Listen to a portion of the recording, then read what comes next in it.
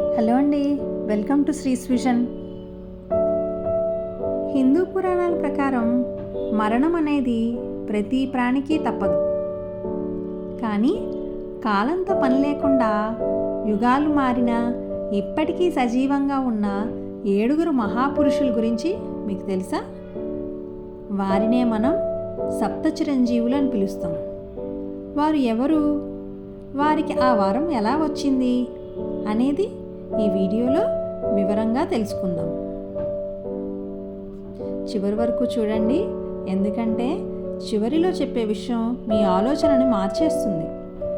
వీరు కేవలం కథల్లో పాత్రలు మాత్రమే కాదు, కలియుగ అంతంలో జరగబోయే మహా సంగ్రామం కోసం ఎదురు చూస్తున్న సజీవ సాక్షులు.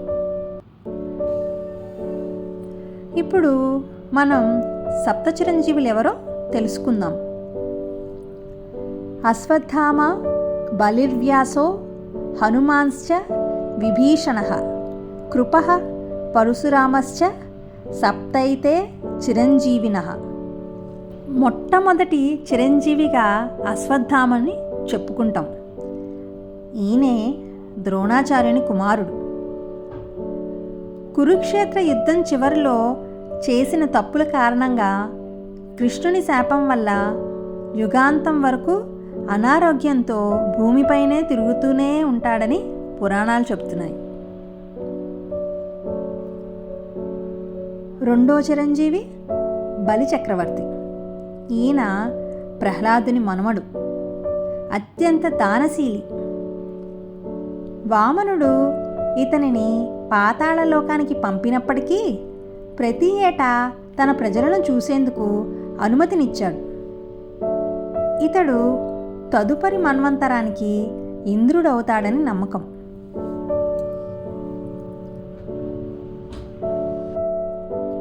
మూడో చిరంజీవిగా వేదవ్యాసుణ్ణి చెప్పుకుంటాం. ఈయన మహాభారతాన్ని రచించిన మహర్షి. వేదాలను 4 భాగాలుగా విభజించిన జ్ఞాని. జ్ఞానాన్ని కాపాడటానికి ఇతడు చిరంజీవిగా ఉన్నాడని చెప్తారు. ఇక 4వ చిరంజీవిగా హనుమంతుడు. ఈయన రామభక్తుడు. శ్రీరాముని ఆజ్ఞ మేరకు రామనామం ఎక్కడ వినిపించినా అక్కడ ఉంటూ భక్తులను రక్షించడానికి ఇతడు చిరంజీవిగా ఈ భూమిపైనే ఉన్నాడు. తర్వాత 5వ చిరంజీవిగా విభీషణుడు.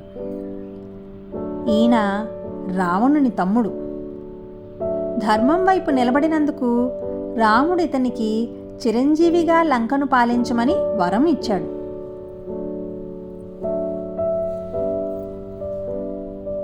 ఆరవ చిరంజీవి కృపాచార్యుడు. పాండవుల మరియు కౌరవుల గురువు ఈయన. ఇతని నిష్పాక్షికత మరియు ధర్మనిరతి కారణంగా ఇతడు కూడా చిరంజీవిగా మిగిలిపోయాడు. ఇక చివరి చిరంజీవి మన 7వ చిరంజీవిగా పరశురాముని చెప్పుకుంటాం. ఈయన విష్ణువు యొక్క 6వ అవతారం. తండ్రి ఆజ్ఞను పాటించిన ధీరుడు. రాబోయే కల్కి అవతారానికి గురువుగా వ్యవహరించడానికి ఇతడు ఇప్పటికీ మహేంద్రగిరి పర్వతాలపై తపస్సు చేస్తున్నాడని నమ్మకం. ఈ 7 స్మరించుకోవడం వల్ల ఆయురారోగ్యాలు సిద్ధిస్తాయని హిందూ సాంప్రదాయం చెబుతోంది. చూశారుగా, కాలం మారినా నాగరికత మారినా ధర్మాన్ని కాపాడటానికి ఈ 7 చిరంజీవులు ఇంకా మన భూమిపైనే ఉన్నారు. వీరి ఉనికి మనకి ఇచ్చే సందేశం ఒక్కటే: ధర్మం ఎప్పటికీ నశించదు. మరి ఈ 7 మీకు బాగా నచ్చిన చిరంజీవి ఎవరు? కింద కామెంట్ చేయండి. అలాగే ఈ వీడియో మీకు నచ్చితే లైక్ చేసి మీ ఫ్రెండ్స్ అండ్ ఫ్యామిలీకి షేర్ చేయండి.